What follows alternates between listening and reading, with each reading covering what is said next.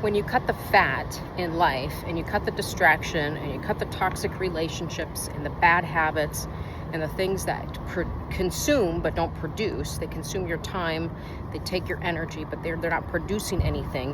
When you start cutting all those off at the root, like just getting rid of them and severing them at the root, you start elevating your life. You're simplifying it and you're elevating it at the same time.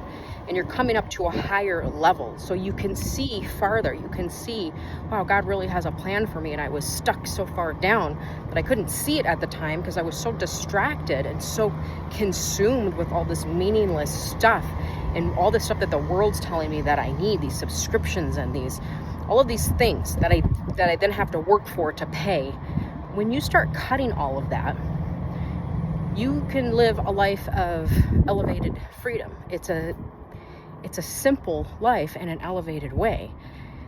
And the longer it takes you to realize that, the more time you're wasting. You don't want to spend your whole life being consumed with things that don't matter.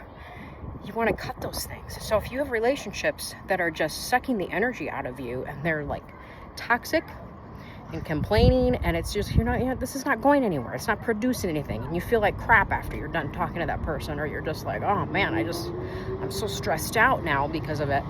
It's different. People are going through, if you have a friend who's going through a difficult time and they're sharing that time with you, that's different. You want to be there to help them. I'm talking about the chronic relationships that for the past decade, that person just has complained nonstop and not done anything in their life to change it, and you're just left being beat up after every conversation. It's time to put up boundaries and let that go. And when you put up boundaries in your life, remember, this is your race to run. It's between you and God and where He's placed you. If He's placed you in a family, that's your to-dos, is cultivating your family, your immediate family, your spouse and your children, not everybody else in your whole extended family and all of their problems and trying to fix everything. That's, in my opinion, I don't think that's a biblical thing. You can pray for them, but again, walking alongside people who don't want to change is just robbing your time in your life. You have to be the one to make the change, because chances are they're not going to. So you have to be the one. So this is part of simplifying, letting go of the things that don't produce, the things that don't matter, the things that aren't producing good fruit, the fruit of the Spirit, joy, peace, all of these things, self-control. When you start letting those go and taking inventory of your life, it's almost like you can breathe again. You're slowing down to speed up. So you're letting go of these things. So then you're actually moving quicker, because you're not being pulled in all these different directions and all these different things that aren't doing anything. They're just slowing you down and distracting you from your purpose and from you running your race. So if you don't know where to start with decluttering your home, canceling subscriptions, pulling back on wasteful spending, getting your diet in order. It seems like a big list, but if you're used to hitting Starbucks every single day and you're wondering why you're putting on weight, well, it's those habits that are giving you those results.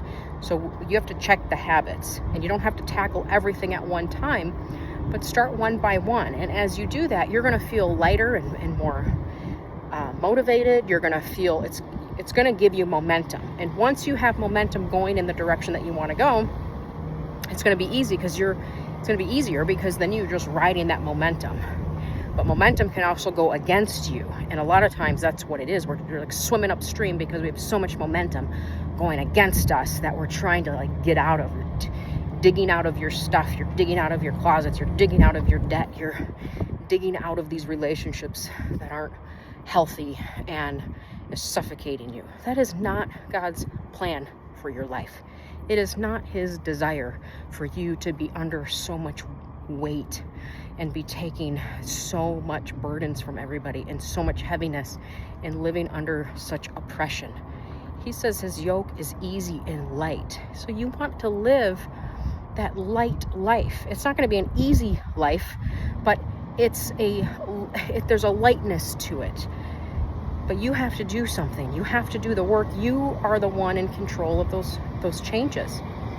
So don't be scared to make the changes that you have to make. You're not too old. You're not too young. You're just right. God's got a purpose. You got breath in your lungs. This is your time to shift, to pivot, and to start again. He's going to give you the grace to do it, and he's going to help you along the way, and he's going to provide the resources that you need. You just watch.